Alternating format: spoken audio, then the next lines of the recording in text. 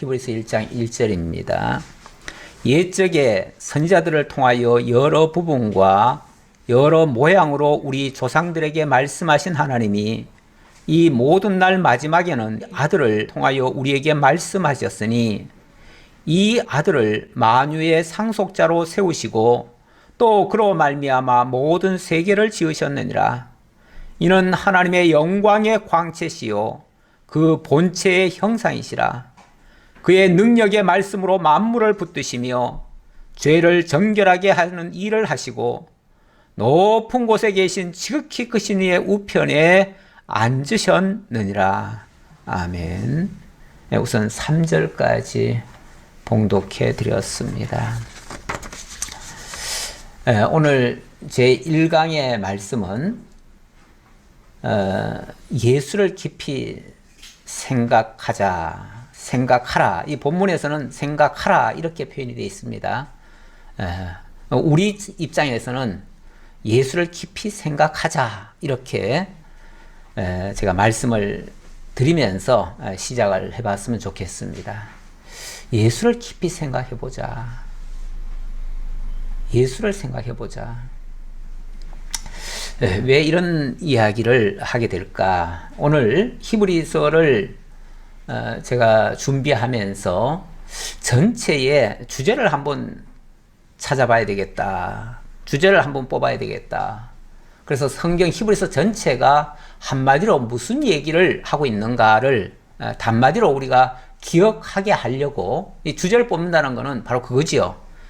우리가 이 히브리서가 전체적으로 무슨 얘기를 하고 있는가를 한마디로 딱 잘라서 설명할 수 있도록 하기 위해서 주제를 뽑는 건데, 그래서 주제가 또 너무 길면 안 되니까, 그래서 좀 짧게 하면서도 잊지 않게 하려고 믿음의 주 예수를 바라보자 이렇게 잡았습니다. 이거는 뭐 성경 본문에 나오는 얘기예요.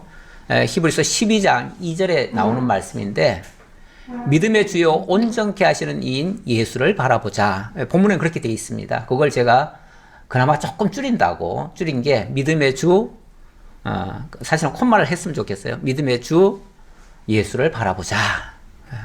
이렇게 이제 일단 히브리서 전체의 주제를 하나 잡아놓고, 그리고 오늘 제1강은 제가 아까 말씀드린 것처럼 예수를 깊이 생각하라.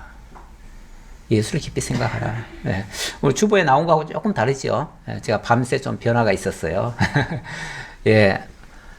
저는 말씀을 준비를 해놓고 그대로 읽는 사람은 아닙니다.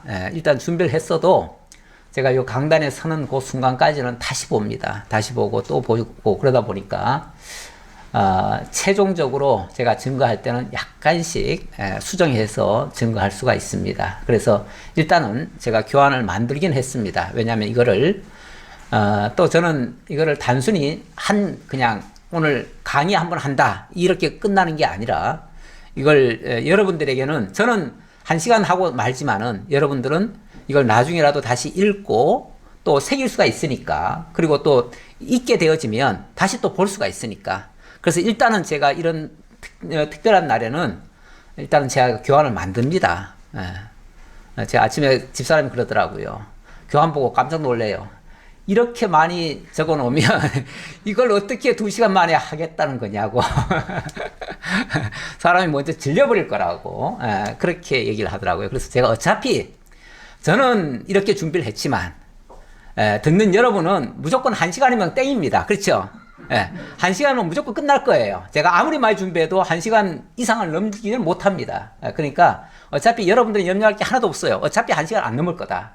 그러니까 1시간 안에 다 끝낼 건데, 다만 제가 이렇게 많이 준비한 거는 제가 혹시 말 못하더라도 그거를 나중에라도 여러분들이 다 보면 되니까 그런 차원에서 제가 해놓은 겁니다. 해놓은 거고, 그리고 어쨌든 좀 히브리서를 배웠으면 히브리서가 뭔지는 제대로 좀 알고 넘어가야 될 거 아니겠어요? 한편에 뭐 멋진 설교 한 편이 중요한 게 아니고, 설교 한 편이라도 거기서는 핵심만 찔러주고 나머지는 여러분들이 충분히 학습이 가능하다. 이제는 저는 여러분들의 실력을 믿습니다. 저희가 어느 정도만 던져드려도 여러분들은 충분히 다 소화할 수 있으리라고 생각을 하고 저는 막 던지기를 하려고 합니다.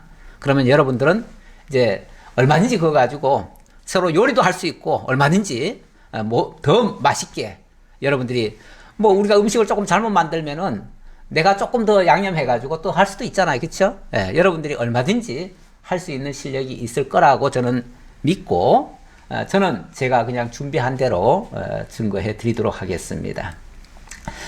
자, 오늘은 어쨌든 히브리서를 제대로 좀 알고 싶어서 또 알려드리고 싶어서 일단은 조금 칠판을 사용해 보도록 하겠습니다.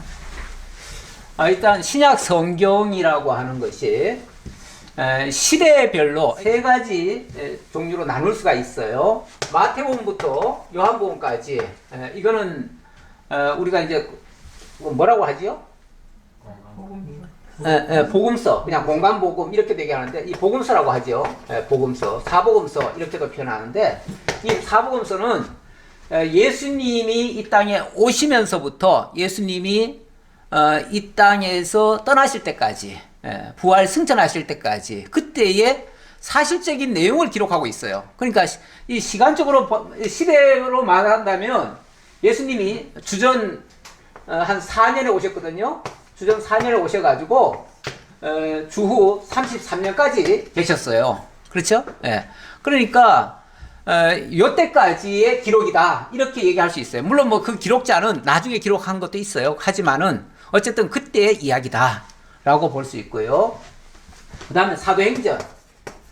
사도행전은 이거는 33년부터 시작해가지고 64년까지 64년에 무슨 일이 있죠?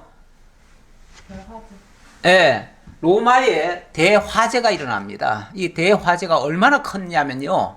로마 시내 전체가 4분의 1이나 다 타버렸어요. 그러니 어마어마한 거죠. 로마는 그 이탈리아 전체에 제일 부유층들, 제일 고관 대작들이 어찌 보면 그쪽에 많이 모여 있다고도 볼 수 있는데 이런 데가 4분의 1이나 다 타버렸어요. 이거는 어마어마한 일입니다. 그래서 이거는 뭐 아무리 황제지만 책임을 져야 될 부분이에요. 어쩌면은 그 황제가 그 책임을 지고 하야를 해야 될지도 몰라요. 그런데 이 정치인들은요, 자기가 불리한 게 있으면요, 그거를 누군가에게는 뒤집어 씌우고라도 자기는 거기서 탈출하려고 합니다. 자기가 그걸 다 책임지는 지도자는 거의 없어요, 보면은. 그래서 그 책임을 누군가에게는 떠밀게 되는데, 누구를 희생양으로 삼냐면 바로 기독교인들을 희생양으로 삼습니다. 기독교인들은 그 당시에 로마 정부에 대해서는 로마 정부가 봤을 때는 탐탁질 않아요. 왜 그러냐면 로마 황제는요, 자기가 온 세계를 지배하는 신과 같은 그런 신격적인 존재라고 생각을 하고 실제로 자기를 신격화했어요. 근데 기독교는 하나님 외에 다른 신을 인정하지 않거든요. 그러다 보니까 아무리 황제지만 황제한테 구시구시거리질 않아요. 그러니까 황제가 뭐라고 얘기를 한다고 해가지고 예 그러겠습니다 하고 무조건 순종하고 이러질 않아요. 그러다 보니까 아주 평소에도 미운 털이 박혔는데다가 이번 기회에 그 책임을 그들에게 뒤집어 씌워버리는 거죠. 저놈들이 내가 미워가지고 일부러 불을 질렀다 이렇게 해버린 거죠. 그러니까 기독교 소탕령이 내려진 거예요. 그러다 보니까 기독교인들은 무조건 다 잡아다가 가둬놓고, 그리고 무슨 국가적인 행사가 있을 때나 뭐 있을 때면요, 그 중에 대표적인 몇 사람들 끄집어내가지고 원형 경기장 같은 데가 있었잖아요. 그런 데다 던져놓고 사자로 하여금 잡아먹게 하고, 아니면은 뭐 진짜 어떤, 그러니까 국민적인 어떤 무슨 경기가 있거나 뭐 할 때 일부러 그런 이벤트로 기독교인들을 희생을 시켰어요. 그리고 무자비하게 박해를 해가지고 완전히 신앙생활을 못하도록 만들어버렸어요. 요즘 우리가 코로나 때문에 기독교인들이 상당히 국가에 대해서 반항심이 좀 있습니다. 왜 그러냐면 이 교회 모임을 제대로 못 가지게 한다. 예배도 제대로 못 드리게 한다. 그래가지고 상당히 불만이 좀 있습니다. 그래서 일부 과격한 분들은 완전히 이 정부가 뭐 기독교를 완전히 박멸시키려고 그런다. 그렇게 얘기하는데 사실 우리 세계 역사에서 봤을 때 이 중세 유럽 같은 경우는 철저한 기독교 국가였습니다. 오랫동안 기독교 국가였지만 국가적인 재앙이 있을 때는요 교회가 문을 닫고 이런 적이 많아요. 그러니까 그거는 사실 그런 거하고는 관계가 없어요. 기독교 국가에서도 그런 국가적인 재앙이 있을 때는요 교회가 앞장서서 문을 닫았어요. 그거는 뭐라고 할까요? 이 전염병을 막기 위한 하나의 수단이지 신앙을 박해하자는 얘기는 아니었어요. 그런데 이 당시는 노골적으로 그렇게 한 거예요. 그래가지고 진짜 신앙생활을 제대로 못한 거예요.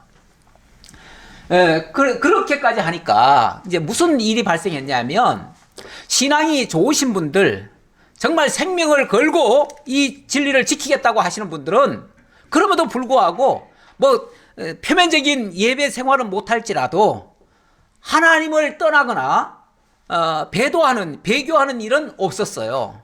근데 문제는 신앙이 연약한 분들이 있잖아요.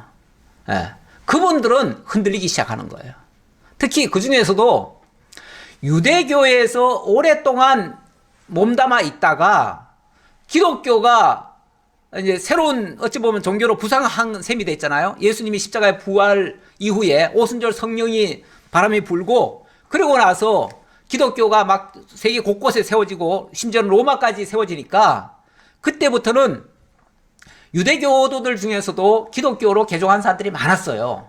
그래가지고 유대교인들 중에서 기독교로 들어와가지고 예수를 믿기 시작했는데 이런 난리가 나버린 거예요. 예수 믿는 사람들이 다 잡아 죽어가는 이런 판국이 돼버렸어요. 그러니까 이게 잘못됐나 보다. 그리고 또 국가에서는 기독교에 대해서 어떻게 얘기를 했겠어요? 저 기독교는 완전히 잘못됐다. 이런 식으로 계속 얘기했을 거 아니겠어요? 저기는 완전히 뭐 사교 집단처럼 지금으로 보면은 요 속된 표현으로 이단이다 이렇게 지금 표현을 해버렸어요. 그러니까 유대교 입장에서 봤을 때는 이쪽이 이단처럼 이제 비춰지는 거예요. 그러니까 사람들이 이 정체성에 혼란이 온 거예요. 그러다 보니까 한 사람 두 사람 교회를 떠나기 시작하는 거예요. 신앙을 떠나고 다시금 옛날 유대교로 돌아가게 되는 거죠. 그래서 유대교로 다시 돌아가려고 하는 신자들이 그 당시에 그러니까 유태계 그리스도인들이죠. 유태계 그리스도인들. 그 유태계 사람들을 히브리인이다 이렇게 표현을 해요. 그러다 보니까 히브리인들에게 그렇게 이제 동요가 일어나니까 그들에게 이 말씀을 사도들이 이제 다급하게 생각한 거예요. 그래서 그들에게 그 유대교로 다시 돌아간다고 하는 것은 마치 개가 토하였던 것을 다시 먹는 것과 같은 거다. 예를 들자면 그렇다는 거죠. 그러니까 절대 그렇게 해서는 안 되는 거다. 그거는 바람직한 판단이 아니다. 어떻게 기독교가 어떤 곳인데 이 기독교를 버리고 다시 유대교로 돌아가려고 한다는 말이냐 라고 하면서 그래서 그 유대교로 다시 돌아가지 말라고 기독교와 유대교의 차이점 어찌 보면 극명한 차이가 있죠. 그 차이점을 이야기를 하면서 이게 진짜다. 진짜니까 여러분들 아무리 힘들어도 현실은 어렵지만 아무리 힘들어도 이 진리를 지키고 여러분들이 이 신앙을 버리면 안 된다. 이 진리가 너무나 값지고 소중한 거다. 이걸 버리면은 마치 생명을 버리는 것과 같은 거다. 그러니까 정말 진정한 생명은 여기에 있다. 예수께 있다. 그 예수를 절대 버리지 말아라.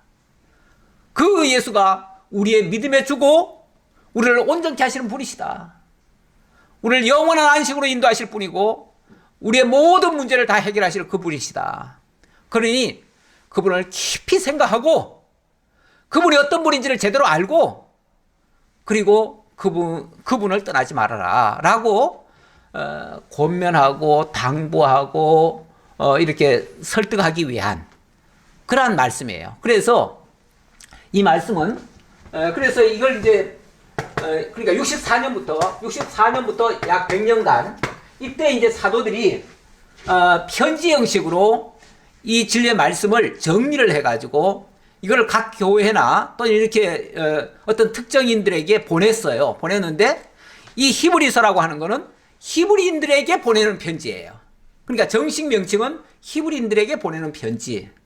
아니 사도들이 왜 히브리인들에게 뭐하러 보냈는가 이 편지를 바로 이런 목적에서 보냈다 그 말이죠. 이렇게 흔들리는 정말 진리에 굳게 서 있지를 못해가지고 흔들리는 그 성도들에게 이게 진리야, 이게 복음이야, 여기에 생명이 있어, 그 생명의 주가, 그 믿음의 주가 바로 예수야, 예수. 그러니까 그 예수를 우리가 붙들어야 돼. 그 예수에게서 떠나면 안 돼 라고 하면서 그 예수를 소개하기 위해서 이 말씀을 정리를 해가지고 보낸 편지예요. 이런 편지가 사실은 히브리서 말고도 많이 있어요. 예.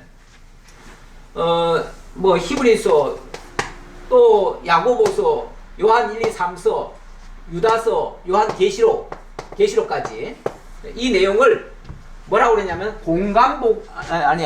공동서신이다 이렇게 얘기를 해요. 공동서신.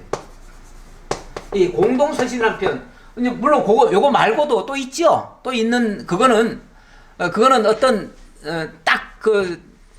누구에게 보내는지가 분명해요. 예. 어느 교회에게 보내는 편지라고 돼 있어요. 그러니까 그거는 특정 교회에게 보내는 편지라고 볼 수 있는데 이거는 어느 특정 교회라고 얘기하지 않아요. 그래서 공동으로 보낸다 해가지고 모든 사람에게, 물론 히브리인들에게 보내는 편지이긴 한데 그러나 이거는 어떤 특정 교회가 아니다 보니까 그래서 공동서신이라 그렇게 얘기를 해요. 그렇게 해서 보내는 편지 속에 이러한 진리를 담았는데 특별히 이건 히브리인들에게 보내다 보니까 히브리인들은 어떻게 알고 있습니까? 히브리인들은 기본적으로 창세기부터 말라기까지의 내용을 그들은 알고 있는 사람들이에요. 특히 모세의 율법, 모세 오경이라고 얘기하죠. 모세 오경에 대해서는 그들은 어려서부터 달달달달 외울 정도였어요. 그러니까 그들은 그걸 완전히 깨고 있는 사람들이에요. 그러다 보니까 그들은 기본적으로 하나님의 말씀을 기록해준 자가 누구죠? 천사들이에요. 천사의 손으로 율법을 기록했다 이렇게 돼 있잖아요.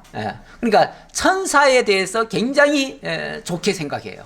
그래서 심지어는 천사 숭배까지 있어요. 유대교 안에는 천사 숭배 사상도 있고 그 다음에는 또 모세가 대단한 인물로 알고 있죠. 왜냐하면 그 천사가 기록해준 그 성경을, 그 말씀을 뭘 했습니까? 선포를 했잖아요. 그래가지고 그 말씀이 적용이 되어지도록 그렇게 그 말씀으로, 율법으로 인도를 해왔지요. 백성들을 인도해 왔으니까. 그래서 이스라엘의 지도자는 우리들의 지도자는 모세다 이렇게 선을 한 사람들이죠. 거기다가 이 아론이라고 하는 사람은 이 제사 제도를 정착을 시킨 사람 아닙니까? 그래가지고 제사를 통해서 이스라엘의 그 곤란했던 문제들, 죄 문제들을 다 해결해 줬다라고 믿고 있어요. 그러니까 그 제사를 이끌었던 그 아론, 그리고 이스라엘 민족을 또 애굽에서부터 이끌어냈을 때 이제 그 약속의 땅 가나안까지 인도해 왔던 그 여호수아, 지금 제가 열거하는 이런 인물들에 대해서 이 유대인들 중에서는 모르는 사람이 하나도 없어요. 그리고 그들을 과도하게 사실은 그들을 믿고 따랐고 의지하고 그들이 자기네들의 모든 것을 다 지배하는 것처럼 그렇게 여겨왔어요. 그런데 이 사도는 그런 사람들을 이제부터 다 열거를 합니다. 쭉 열거를 해요. 열거를 하면서 그들이 예를 들면 모세가 율법을 통해서 우리에게 구원을 주는 것처럼 얘기를 했지만 실제로 율법이 구원을 주었느냐? 아니지 않느냐? 율법을 통해서 오히려 모든 사람이 다 정죄를 받고 다 재활에 가두어지지 않았느냐? 여호수아가 가나안 땅에 인도해가지고 안식을 준다고 하였지만 실제로 안식이 이루어졌느냐? 아니죠. 그들이 오히려 그 안식을 다 잃어버렸죠. 예. 그리고 아론이 제사를 드려가지고 우리의 모든 죄를 다 해결해 준다고 했지만 실제로 그럼 죄가 다 해결됐느냐? 아니죠. 죄 드릴 때만큼은 죄가 해결된 것 같았지만 그 다음에 또 가면은 또 죄가, 그래서 거듭거듭 또 제사를 드렸어야 되잖아요. 그러니까 구약의 모든 그 행위와 의식들이 결과적으로 온전케 되었느냐? 라고 했을 때 온전케 되지 않았다. 왜 그러면 온전케 되지 않았느냐? 그들은 온전케 하실 분에 대해서 모형과 그림자적으로 그들이 그것을 가리킨 것이었다. 그것을 가리키기 위해서, 다시 말하면 장차 메시아가 와야 되는데 그 메시아를 통해서 이루실 것을 예표적으로 모형과 그림자적으로 역사했던 일들이다. 그러니 참것은 아니었다 그 말이죠. 참것은 아니었고 모형과 그림자에 불과했다. 그러니 이거는 이 참이라고 하는 게 진짜 아니에요. 진짜가 있는데 이 껍데기, 어찌 보면 모형과 그림자 같은 것들이 이걸 가리키고 이쪽을 바라보라고 계속 알려준 것이었다. 그런데 너희들이 이제 드디어 여기를 거쳐가지고 이들이 가리키는 곳, 결국 예수 그리스도께로 왔는데 어떤 어려운 문제 때문에 다시 돌아간다고 하면 진짜 베개를 붙들고 있다가 다시 껍데기로 돌아가는 꼴이죠. 예. 우리가 뭐 물건을 하나 받았는데 물건 받고 나면요, 껍데기 포장이 멋있습니다. 멋있는데 그러나 거기서 알맹이를 꺼내고 나면 아무리 멋있어도 그건 버립니다. 그렇죠? 버려야 맞아요. 그런데 이걸 받아놓고는 이거 별로 안 좋네. 그리고 다시 그거는 버리고 다시 껍데기로 들어가요. 이게 더 좋은데? 그렇죠. 모양은 더 좋죠. 왜? 포장을 했으니까. 포장지가 모양은 더 좋지만 그렇다고 이게 진짜입니까? 이거는 거꾸로 지금 되돌아가는 꼴이죠. 그러니까 아무리 힘들다고 해서 우리가 예수 그리스도를 붙들고 있다가 그걸 놔버리고 다시 유대교로 돌아간다고 하는 것은, 이거는 껍데기, 어찌 보면 그림자를 붙드는 꼴이 된다 그 말이죠. 그런 신앙은 어찌 보면 그림자 신앙 같은 거예요. 그림자 신앙이라고 하는 거는 헛개비죠, 헛개비. 그렇죠? 아무것도 없는 거죠. 뭐가 있는 것 같은데 실상 들어보다 보면 아무것도 없는 거죠. 그 진짜가 있고 그거에 대한 가리키는, 어찌 보면 손바닥 같은 게 있어요. 이걸 가리키는 거. 예. 우리가 저기 달 얘기하느라고 저기 달 봐라 그러면은 어떤 사람은 달은 안 보고 이 손가락만 자꾸 보고 거기 뭐가 있는데 자꾸 이 손가락만 보고 자꾸 얘기하는 사람이 있는데, 이 손가락은요, 저걸 가리키는 거지 손가락이 아무것도 하는 게 아니에요. 손가락은 아무것도 아니에요. 이거는 그냥 가리킬 뿐이에요. 구약의 율법이라고 하는 게 구약의 모든 것들이 다 가리키는 것에 불과했다. 그래서 진짜와 껍데기, 이거를 비교를 해줍니다. 비교를 해주느라고 여기에 이제 천사 이야기도 나오고 모세 이야기도 나오고 아론 이야기도 나오고 여호수아 얘기도 나오고 뭐 그 다음에 이제 뭐 믿음의 선지자들 얘기들이 쭉 나와요. 많이 나오는데 이거 다 비교하느라고 하는 얘기예요. 그러면서 이 얘기를 하면서 이들이 공통적으로 가리킨 것은 바로 예수 그리스도였다. 그러니까 우리는 예수 그리스도를 바라봐야 된다. 예수 그리스도가 참 생명이고 여기에 진짜가 있다. 답은 여기에 있다. 그러니까 너희들이 예수 믿다가 힘들다고 다시 되돌아가서는 절대 안 된다. 이 예수를 깊이 생각하라. 깊이 생각하라. 그래서 오늘 첫 번째 강의의 주제는 예수를 깊이 생각하라.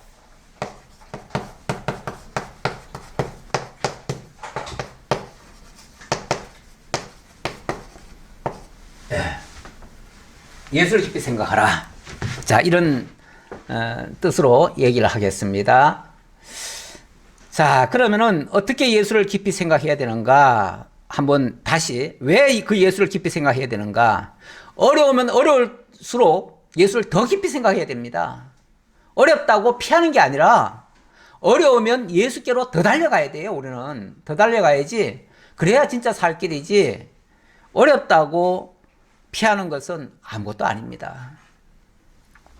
옛적에 선자들을 통하여 여러 부분과 여러 모양으로 우리 조상들에게 말씀하신 하나님이 이 모든 날 마지막에는 아들을 통하여 우리에게 말씀하셨으니 이 아들을 만유의 상속자로 세우시고 또 그로 말미암아 모든 세계를 지으셨느니라.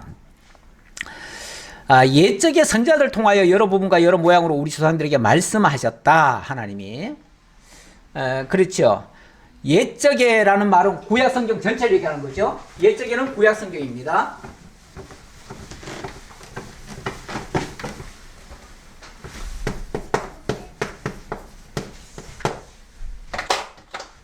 이게 구약성경 전체를 얘기하는 거예요. 구약성경에서 무슨 얘기를 했습니까?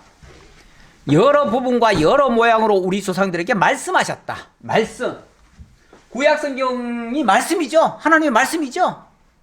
하나님 말씀하셨는데 무슨 말씀을 어떻게 여러 부분과 여러 모양으로 말씀하셨는데 뭘 말씀하신 거예요? 구약성경이 무슨 얘기한 거예요? 뭐 말씀하신 내용은 되게 많지요. 엄청 많아요. 어떤 사람은 그 말씀 전체를 가지고 이스라엘 역사다 이렇게 얘기하는 사람도 있어요. 맞아요. 표면적으로는 이스라엘 역사를 얘기한 것 같아요. 근데 그 이스라엘 역사를 통해서 뭘 얘기하는 건데요? 결국은 다 예수 얘기한 거예요. 예. 메시아 얘기한 거예요. 메시아. 자, 메시아는 다른 말로 하면 그리스도예요. 그리스도시고 기름 부음 받은 자고 뭐 여러 표현으로 할 수 있는데 그냥 기름 부음 받은 자, 우리 성경에는 번역을 기름 부음 받은 자 이렇게 번역을 해놨어요. 근데 이제 그게 원어로 메시아고요. 우리 번역에는 기름 부음 받은 자 이렇게 돼 있어요. 그럼 기름 부음 받은 자는 바로 그리스도를 가리키는 말이고 이건 헬라어로는 이게 헬라어고 이거는 히브리어예요. 그런데 이 메시아가 나중에 이제 말씀이 육신이 되는 바람에 우리 가운데 드러나 버렸어요. 드러났는데 사실은 그리스도나 메시아는 눈에 보이질 않지요. 원칙은 보이질 않아요. 보이지 않는 분이신데 그분이 말씀이 육신이 되니까 비로소 우리 가운데 이 모습을 드러내신 거예요. 드러내고 보니까 그분이 바로 예수 그리스도더라 그 말이죠. 예수더라. 예수. 그래서 구약의 여러 선자들, 모든 선자들, 여기는 뭐 모세 뭐 아론, 그러니까 꼭 선자만 얘기하는 게 아니라 선지자라고 표현한 거는 예언을 했다는 얘기 아니에요? 미래를 가리켰다는 얘기 아니에요? 그래서 선자라고 표현하는데 심지어는 아브라함도 선자라 이렇게 얘기하죠. 다윗도 사실은 선지 행동을 했어요. 예언을 했잖아요. 그러니까 예언한 자는요, 그가 직분이 뭐 왕이든지 제사장이든지 뭐 누구든지 뭐 막말로 천사도 미래를 예언했다면은 예언한 그 자체가 선지예요. 선지 행동이에요. 그러니까 모든 선자들 했을 때는 구약에 나오는 모든 인물을 다 총칭하는 얘기예요. 구약의 모든 인물들이 한결같이 말한 자가 있다. 누굴 말했어요? 네. 우리 조상들에게 말씀하신 하나님이 말씀을 했어요. 말씀을 했다는 것은 가리켰다는 거죠. 그 말씀을 가리켰다는 거죠. 가리켰는데 이 모든 날 마지막에는 아들을 통하여 우리에게 말씀하셨으니, 아니 똑같은 말 같은데, 옛적에는 그랬는데 이 모든 날 마지막에는 마지막 그러면 어디죠? 종말인가요? 구약 끝. 네. 이 구약의 끝이죠. 맞아요. 구약의 끝이에요. 구약의 끝에 뭐가 오시죠? 바로 예수 그리스도가 오시죠. 예수 그리스도가 하나님의 아들이신데 하나님의 아들로 말씀하셨다. 여기서의 말씀은 앞에서 말씀하신 것에 뭐가 되는 거예요? 실체로서 오신 거죠. 실체로서. 이 말씀에 여기는 이제 말씀이 어떻게 보면 무형 같은 말씀이에요. 그렇죠? 근데 여기는 그 무형이 실체로 나타난 거죠. 유형화가 된 거죠. 유형화 되셨고, 실제로 유형이 되셔가지고 그냥 형체로만 이렇게 나타나는 게 아니고 그분이 실제로 그 말씀하신 내용들까지도 다 이루어버렸어요. 그래서 말씀의 실체가 되었다. 말씀의 실체이신 예수. 그러니까 이거는 그냥 말했다가 아니에요. 입으로 말했다가 아니에요. 예수 자신이 원래 영원하신 로고스, 말씀으로 계시던 분이에요. 근데 그 말씀이 실체로 드러나신 거예요. 그리고 그 말씀하신 모든 것들을 다 이루신 거예요. 한마디로. 그래서 그분이 그리스도로 확증이 되신 거예요. 예. 진짜 이분이 그리스도구나 라는 확증이 돼버린 거예요. 그래서 이분이 바로 우리의 믿음의 대상이었고 모든 구약성경이 가리킨 그분이었고, 그래서 그분을 통해서 모든 것이 우리에게 이루어지겠구나라고 믿을 수 있는, 그래서 믿음의 대상이 돼버리고 믿음의 주가 돼버렸어요. 그래서 우리 히브리서 전체는 믿음의 주요 온전케 하시는, 우리 모든 인류를 어찌 보면 온전치 못한 존재들이죠. 그런데 그 온전치 못한 존재를 다 온전케 하시는 이인 그 예수를 바라보자. 그 바라보려면은 먼저 깊이 생각해야죠. 그 바라보기 위해서는, 바라본다고 하는 거는 그분을 믿고 그분을 의지하고 그분께로 향한다는 거잖아요. 그렇죠? 그런데 그분께로 향하려면 먼저 그분이 어떤 분인지 제대로 생각해야 돼요. 제대로 알아야 돼요. 알지 못하면 그분에게로 안 가요. 지금 유대계 히브리인 크리스찬들이 다시 유대교로 돌아가려고 하는 이유는 그분을 제대로 몰라서 그래요. 알면 어떻게 그렇게 가냐고 말이죠. 알면. 모르니까 가지. 이게 진짜라는 걸 알면 어떻게 그걸 놓고 껍데기 가지러 가냐고. 그렇죠? 모르면은 다 그럴 수 있어요. 모르면 다 그럴 수 있어요. 그러니까 제대로 알자. 알기 위해서는 깊이 생각하자. 깊이 생각해보자. 그분이 어떤 분인지 제대로 좀 알아보자. 그 얘기죠. 그러면서 이 아들을 만유의 상속자로 세우셨다.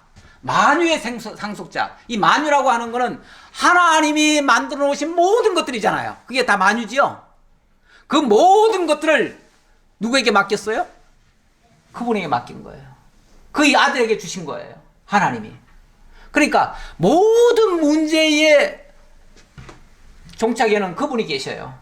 그리고 그분 안에서 이 모든 것이 다 또 이루어지고 있어요. 어떤 문제가 있습니까? 그분에게 가야 된다는 얘기예요. 결국 그분이 해결사고 그분이 모든 것의 중심이라는 얘기예요. 왜냐하면 그분은 만유의 상속자도 되시지만 이 만유가 있게 하는, 또 그로 말미암아 모든 세계를 지으셨느니라. 이 만유 자체가 그분에 의해서 지어진 거예요. 그분에 의해서 지어졌고 그분을 위해서 지어졌고 그분에게 맡겨진 일들이에요. 그러니까 그분을 떠나서는 아무것도 아닌 거예요. 그러니까 예수를 지금 떠난다고 하니까 예수 떠나면 아무것도 아니야. 그분 안에 모든 게 다 있어. 그분에게 만유까지 그분에게 맡겨져 있어. 근데 그분을 떠난다는 거는 진짜 알맹이를 놔두고 껍데기 가지러 간다는 얘기밖에 안 돼요. 얼마나 허망한 일이냐 그 말이죠. 그러면서 이는 하나님의 영광의 광채시요 그 본체의 형상이시라. 그분은 그의 근본은 제가 이걸 얘기하면서 예수 품위의 우월성 이걸 얘기했는데 품위라고 표현을 했어요. 그냥 신분이라고 표현해도 되지만 신분이라고 하면 그냥 우리 인간의 보통 신분 그 정도 생각하잖아요. 그게 아니고 그분의 어떤 위상과 그분의 품격과 그분의 모든 것들이 이 세상 것과는 비교할 수 없을 만큼의 그런 우월적인 분이심을 강조하기 위해서 일부러 제가 품이라고 하는 표현을 썼어요. 그러나 다른 것들 비교 대상은 전부 다 그냥 신분이라고 제가 얘기를 했어요. 그러니까 뭐 같은 의미일 수도 있는데 이렇게 격이 다르다. 그런 차원에서 제가 이쪽은 그냥 하나의 신분에 불과하지만 이분은 완전히 품격이 다르신 분이다. 그렇게 하려고 제가 품이라고 표현을 했어요. 그래서 예수 품위의 우월성이라고 1장부터 6장까지를 얘기했는데, 그 중에 1장에서 2장까지는 주로 천사에 대해서 이야기를 하고 있어요. 그래서 천사 신분과 비교한 내용이다. 그런 의미에서 1, 2장을 얘기를 하는데, 자, 우리 예수의 품위, 한마디로 뭐라고 표현합니까? 그분은 하나님의 영광의 광채시요. 하나님의 영광. 그러니까 하나님이 표현하고자 하는 모든 그 내용들, 하나님이 갖고 계신 그 모든 영광을, 광채라고 하는 건 드러내는 걸 얘기하죠. 그걸 다 드러내시는 분이다. 그래서 그 예수를 보면은 하나님을 본 것이다. 도마가 묻지요. 우리에게 하나님 보여주세요. 그러면 우리가 믿겠나이다. 그랬더니 너는 나를 보고도 하나님을 또 보여달라고 하느냐? 나를 통해서 하나님 보는 거야. 바로 하나님의 모든 영광을 예수 그리스도가 가지고 계시다 그 말이에요. 그러면서 또 그 본체의 형상이시라. 그 본체. 하나님이 사실은 따로 계시고 예수가 따로 있는 게 아니고 예수가 그 하나님의 본체의 형상이에요. 형상이신데 그분이 우리 곁에 말씀이 육신이 되어서 우리 곁에 오니까 마치 달라 보이는 거죠. 근데 어쨌든 하나님께서 우리 곁으로 왔다는 그 측면에서 아들이라 표현한 거지 근본적으로 서열이 다르다는 얘기는 아니에요. 예. 그래서 우리는 그걸 이제 삼위일체라고 표현하는데 하나님, 성부 하나님, 성자 예수, 성령 하나님은 한 분이셔요. 사실은 한 분이신데 그분이 우리에게 나타나실 때 모습이 마치 다른 것처럼 이렇게 표현하는데 그분은 본체예요. 하나님의 본체, 그 본체의 형상이에요. 그렇기 때문에 그의 능력의 말씀으로 만물을 붙드시며 그의 능력의 말씀으로 만물을 붙드시며 이 만물을 아까는 세계를 지으셨다 그랬잖아요. 지으신 분이 지금은 또 붙들고 계셔요. 다시 말하면 이 세상 삼라만상의 창조주이시기도 하고 또 그거를 보존하시는 분이시기도 하고 또 역사하시는 분이시기도 하고 이 세계 우주 질서가 다 그분에 의해서 지금 움직여지고 있어요. 만유의 근본이셔요. 근본.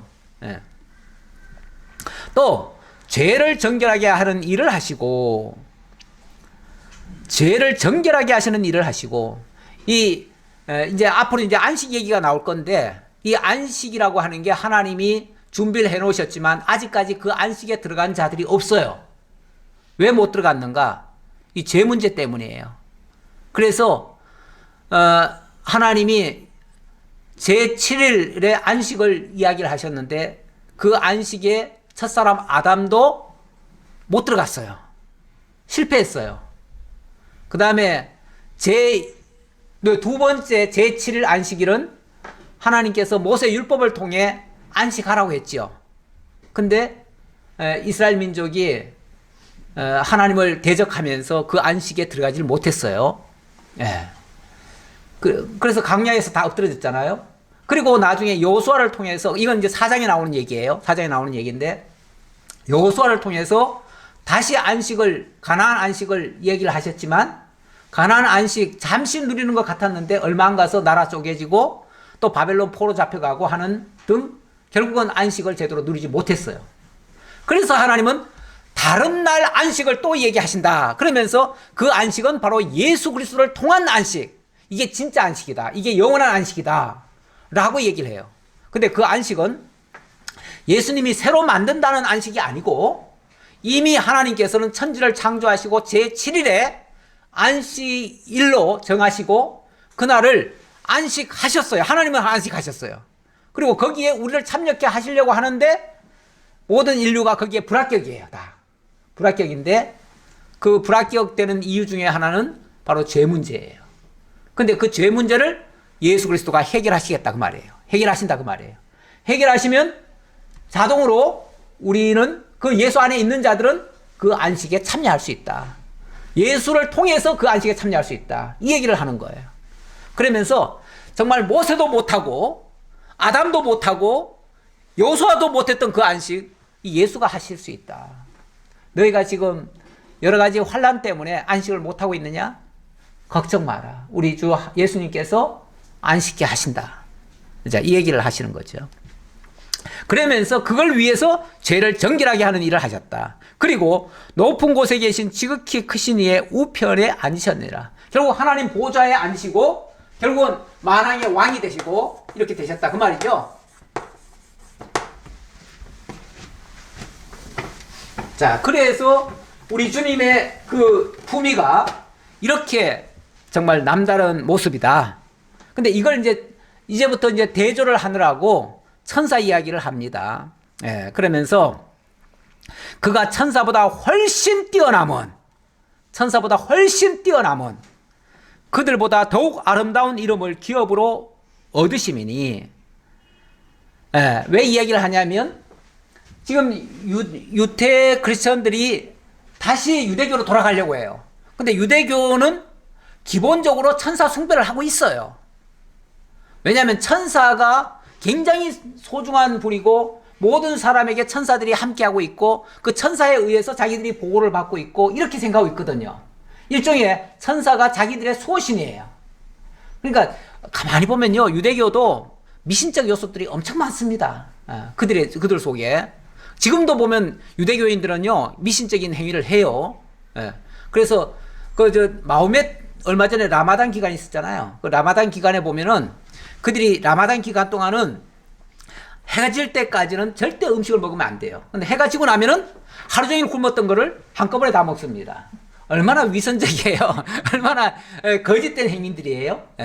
그거 잘못된 거거든요. 근데 그 사람들에만 있는 게 아니고 유대교도 그런 게 있어요. 유대교도 그래가지고 그 남에게 구제를 하는데 구제할 때 어떻게 해야 그게 진짜 구제다 해가지고 일부러 그 구제를 하기 위해서 일부러 남의 것을 취하고 막 이런 경우도 있어요. 왜 그 불교에서 보면 가끔 그런 게 있죠. 방생한다고 해가지고 어떻게 합니까? 잡아다가 한쪽에서는 잡아오는 거를 사가지고 방생을 하죠. 그러면은 이 방생하기 위해서 누군가 잡아줘야 돼. 그럼 이게 제대로 된 거예요? 가만히 내버려 두는 게 나은 거예요. 오히려 방생할 필요 없어요. 우리는 필요할 때 잡아먹고 그냥 방생을 따로 할 이유가 없는 거예요. 그런데 방생하는 게 마치 자비를 베푸는 거고 그 사람은 천국 가기 위해서 남들은 그걸 방생하기 위해서 그걸 잡아줘야 되니까 그 사람은 지옥 보내야 돼요. 그러니까 나의 구원을 위해서 남을 희생시켜야 돼. 이런 짓을 유대교도 많이 했어요. 많이 했는데 제가 한 예를 든 거고 이 천사 숭배 사상이 그렇게 많았어요.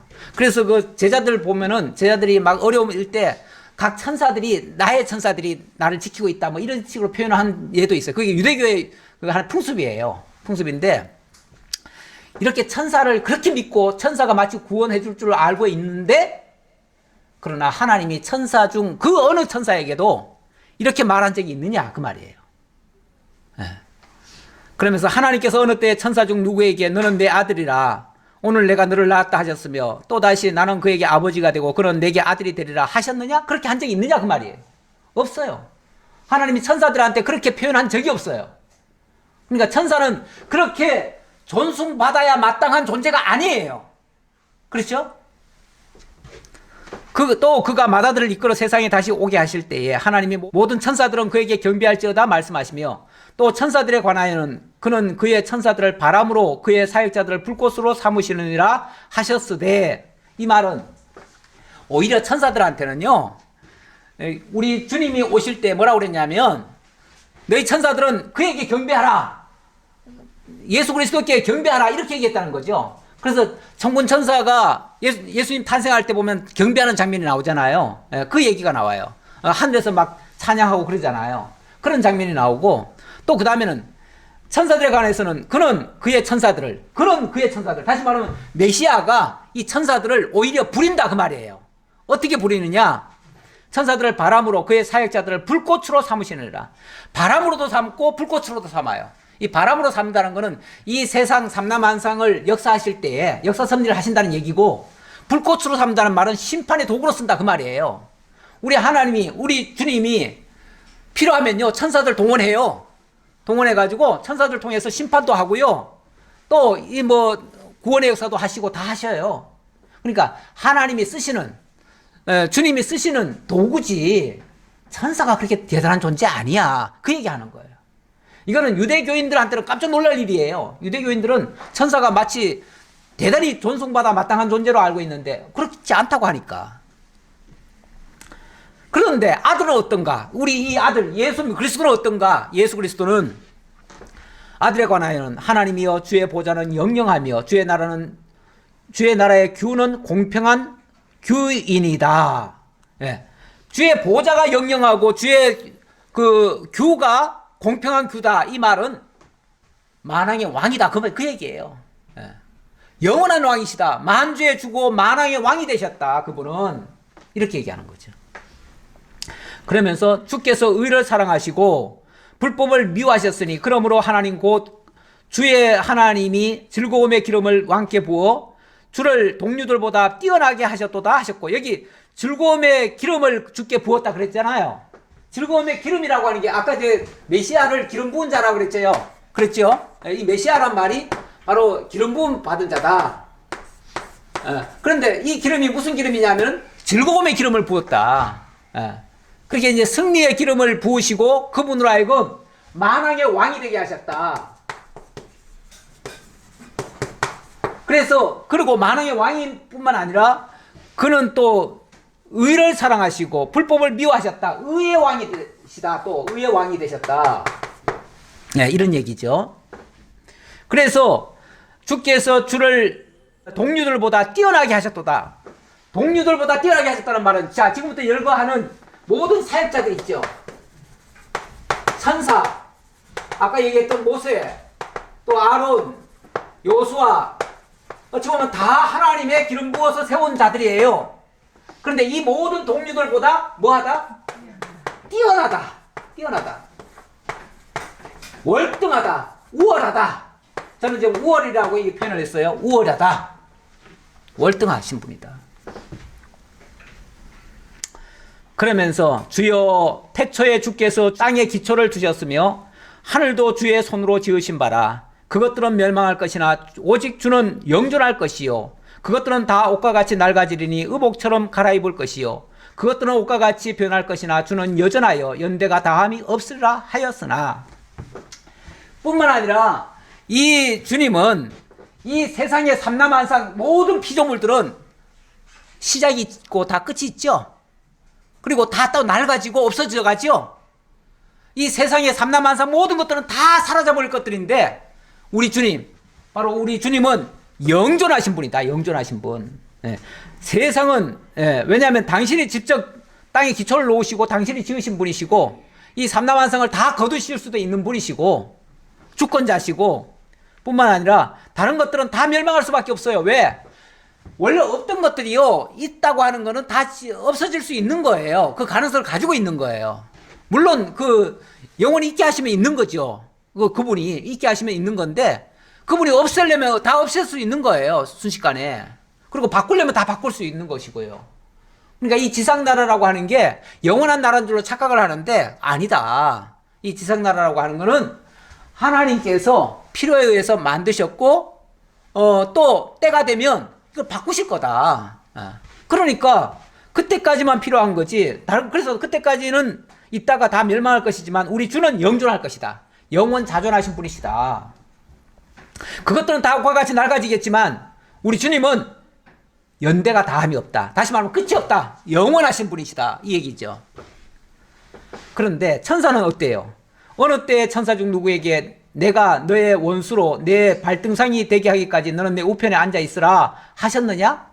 다시 말하면 미래를 약속한 적이 있느냐? 천사한테. 없어요. 천사는요, 필요할 때 하나님이 쓰시다가 어느 때가 되면요, 천사도 끝을 맺을 수 있어요. 예.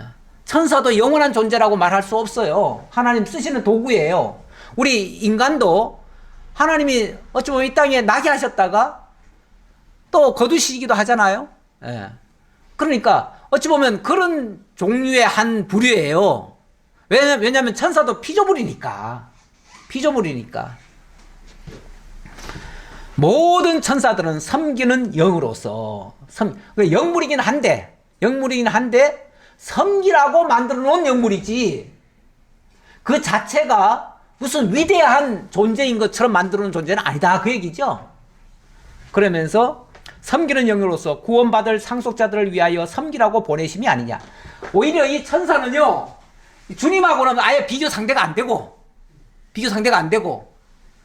또 주님께서 이 땅에 당신의 택한 백성들을 구원해가지고 당신의 자녀들로 삼으려고 하시는데, 그들에 비해서도 그 아래에 있는 존재다. 그 얘기죠. 다시 말하면, 하나님이 구원케 하실 하나님의 택한 백성들을 섬기라고 보내놓은 천사들이다. 그러니까 천사들은 어찌 보면 하나님의 택한 백성들의 종들이다. 그 얘기예요. 종들이지? 아니, 종을 주인이 섬기면 되겠어요? 아니, 천사가 우리 섬기라고 하나님이 만들어 놓고 우리를 하나님의 자녀 만드는 일에 보좌 역할을 시켜놨는데, 이 아들 레미가 천사가 크니까.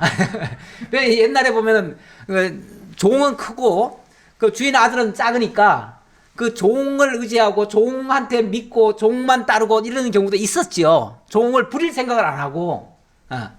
물론 어리면 그럴 수 있어요. 어리면 그럴 수 있는데 자기가 장성하면 그러면 안 되는 거죠. 예.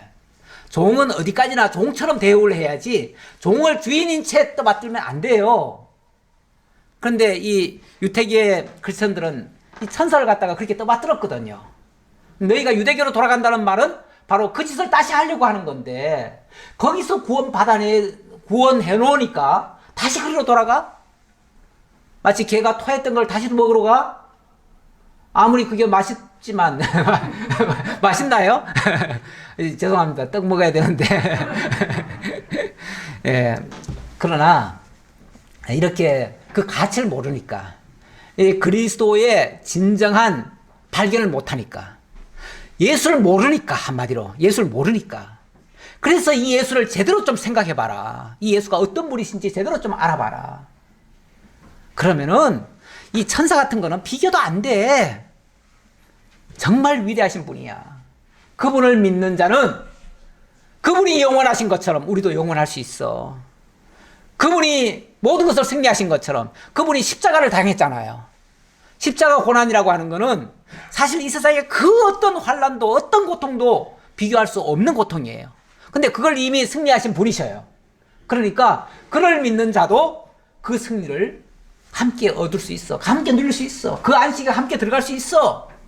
그 나라가 너의 나라가 될 수 있어. 이 얘기인데, 나는 그리로 갈래. 그리로 가는 거는 결국 이 모든 것을 다 버리고 가는 것이니까 결국은 멸망의 구렁텅이로 빠져들어간다. 그 얘기죠. 이거는 아니지 않느냐. 그 얘기죠. 이건 아니지 않느냐. 그러니 너희들이 다시금 예수 생각해봐. 다시 예수 생각하고 예수에게서 떠날 생각하지 마라. 떠날 생각하지 마라. 이 얘기를 하는 거죠. 예. 그러므로 우리는 들은 것에 더욱 유념함으로 우리가 흘러 떠내려가지 않도록 함이 마땅하니라. 절대 흘러 떠내려가듯이 세상 풍조가 그렇다고 해가지고 그거 따라가가지고 결국 멸망의 구렁텅이로 빠져 들어가는 거는 허락 안 돼. 용납할 수 없어. 그거는 안 될 일이야. 절대 그러지 말어. 그 얘기죠. 기도하겠습니다. 아버지 하나님 감사합니다. 오늘 히브리서 특강 첫 시간을 하나님 은혜 중에 함께 상고했습니다. 아버지 하나님, 저희가 예수 그리스도를 알지 못했을 때는 세상이 이끄는 대로, 세상이 핍박하면, 세상이 어렵게 되면 자기 살 길을 쫓아서 이리로 저리로 방황하고 쫓겨다녔습니다. 하지만 우리가 예수 그리스도를 알았기에 이제는 세상이 어떠하든 어떤 환난과 핍박과 또 대적이 있더라도 우리가 믿음에 서서 흔들리지 않고 그 예수만을 굳게 붙잡고 이 세상 다른 것 아무것도 의지하지 않고 주님만을 의지하며 살아갈 수 있는 저희 모두가 되도록 함께 해 주옵소서. 모든 걸 감사드렸고 예수 그리스도의 이름으로 기도하옵나이다. 아멘.